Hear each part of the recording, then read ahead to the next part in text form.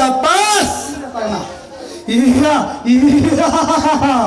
ఆ రోజు తప్పించుకున్నావు, ఈరోజు ఇక్కడ ఇప్పుడు నా చేతుల్లోంచి తప్పించుకోలేవే. రే దుర్మార్గుడా, అన్యాయంగా ఒక ఆడపిల్లని ఇలా కిడ్నాప్ చేయడం మగతనం అనుకుంటున్నావా? చూడ్రా, నీకు పోయే కాలం దగ్గర పడింది, అందుకే ఇలా ఇలా బెర్రవీగుతున్నావు. గాంధీని చంపడానికి గాడ్స్ పుట్టాడు, రామాయణంలో రావణాసుడు పుట్టాడు, ప్రాంతంలో వీరమల్లు పుట్టాడే. దుర్మార్గుడా, పురాణాల్లో కూడా సీతాదేవిని చెరపడిన రావణాసురుడి గతి ఏమైందో తెలుసా? అదే గతి నీకు పట్టక ముందు మర్యాదగా ఇక్కడి నుంచి వెళ్ళిపో. దాకా నువ్వు బతికి ఉండాలి కదంటే నీలాంటి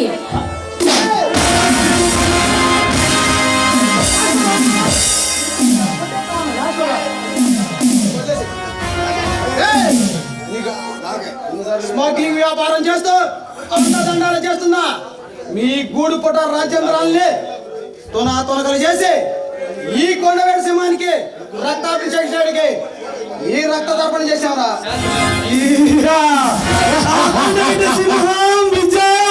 మీరు ముగ్గురు నా చేతుల్లో చావడానికే వచ్చారా?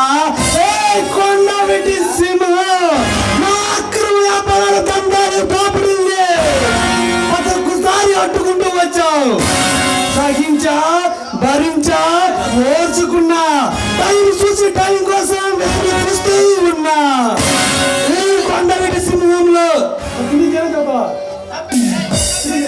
రాజా, విజయ్, అశోక్, మమ్మల్ని చంపే మగాడు ఈ దేశంలోనే పుట్టలేదురా.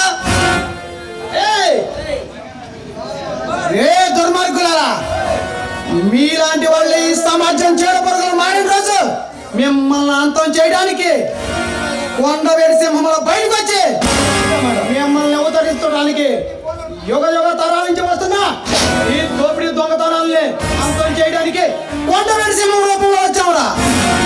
ఈ కొండవేటి సింహానికి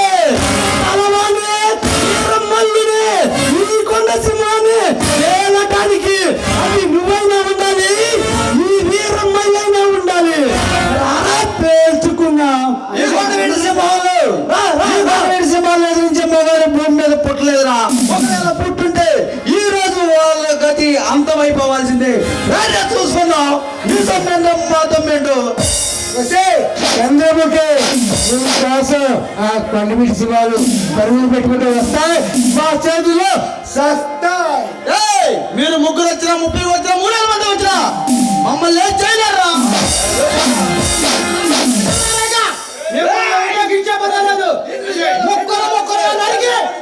ఆ కొండవేడి ప్రాంతంలో ఉన్న అమ్మవారి తల్లికి మిమ్మల్ని బలిస్తానికి కలియుగం సిద్ధమయ్యావురా.